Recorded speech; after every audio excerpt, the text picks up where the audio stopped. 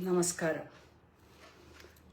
ഇന്ന് പറയാൻ വിചാരിച്ച് നമ്മൾ മോഹൻലാൽ എന്ന മഹാനടൻ നമ്മളെ കേരളത്തിന് മാത്രമല്ല ഗ്ലോബലി തന്നെ അദ്ദേഹം ഒരു മഹാനടൻ, അത്രയധികം സിനിമ അഭിനയിച്ച ഒരു മഹാനടനാണ് മോഹൻലാൽ എന്ന വ്യക്തി.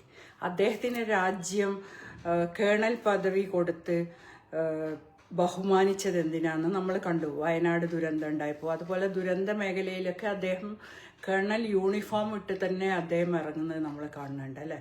അപ്പോൾ ഈ ഒരു പദവിയിലിരിക്കുന്ന ഒരാള് സിനിമയെന്ന് പറയുന്നത് ഏറ്റവും അധികം ജനങ്ങളെ സ്വാധീനിക്കുന്ന ഒരു സംഗതിയാണ്. നമ്മളിപ്പോൾ പല സിനിമകൾ ആക്രമണങ്ങളുള്ളത് വന്നപ്പോൾ നമ്മൾ പറഞ്ഞു അതുപോലെയുള്ള സിനിമകൾ ഇറക്കാൻ പാടില്ല, സമൂഹത്തിന് യുവതലമുറക്ക് റോങ് മെസ്സേജാണ് കൊടുക്കുന്നത്, പല പ്രശ്നങ്ങളും ഉണ്ടാവുന്നുണ്ട്.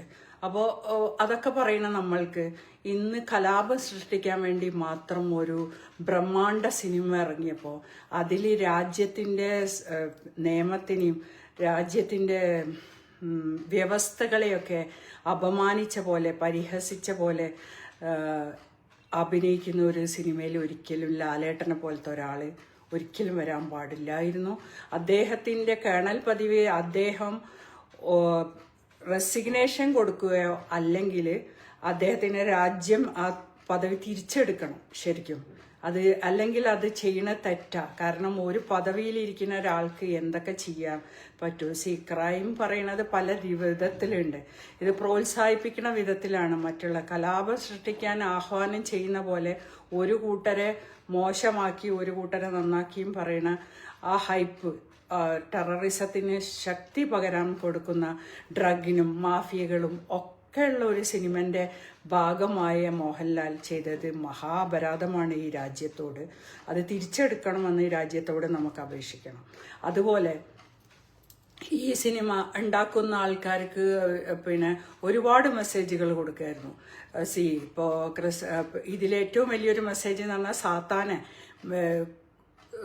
ചെകുത്താനാണ് ദൈവത്തേക്കും മേലെ എന്നുള്ള ഒരു മെസ്സേജും കൂടി ഈ സിനിമയിൽ കൊടുക്കുന്നുണ്ട്. ഇന്ന് ഈ ഡ്രഗും ഇതൊക്കെ ആയിട്ട് പോകുന്ന ഈ ലോകത്തിന് പറ്റിയൊരു സംഗതിയാണോ ഇവർ ഈ സിനിമയിൽ ചെയ്തത്? സിനിമ ഇവർ പറയുക സിനിമ ആയിട്ട് കാണണമെന്ന് പറയണവരോട് എനിക്ക് പറയാനുള്ള, അങ്ങനെയാണ് എല്ലാ സിനിമയും സിനിമ ആയിട്ട് കാണണം. ഒരു സിനിമയെ എതിർക്കാൻ പാടില്ല. അപ്പോൾ ഒരു കൂട്ടർക്ക് മാത്രം ഇതിനെപ്പറ്റി മോശമായിട്ട് പറഞ്ഞുകൂടാ. സിനിമ റിവ്യൂ എടുത്ത് നോക്കുക, എല്ലാവർക്കും തോന്നിയ ഒരേ അവസ്ഥ തന്നെയാണ്. എന്തിനെ പറ്റി പറയുമ്പോൾ ആരെ പറ്റി പറയുമ്പോൾ രാജ്യത്ത് പ്രശ്നങ്ങൾ ഉണ്ടാക്കാൻ വേണ്ടി ഒരു സിനിമ പോലത്തെ ഒരു മാധ്യമം ഇറങ്ങാൻ പാടില്ല. അത് വളരെ മോശമാണ്. ഇതിന് പൈസ കൊടുത്ത് സഹായിച്ചവരെയും നമ്മൾ ശരിക്കും ആരാന്ന് മനസ്സിലാക്കേണ്ട.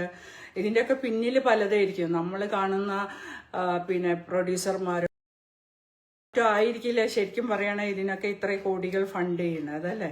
അപ്പോൾ ലാലേട്ടൻ സിനിമന്റെ സ്ക്രിപ്റ്റ് കേൾക്കാതെ അഭിനയിച്ചു എന്ന് പറയണത് അത് ഒരിക്കലും വിശ്വസിക്കാൻ പറ്റില്ല.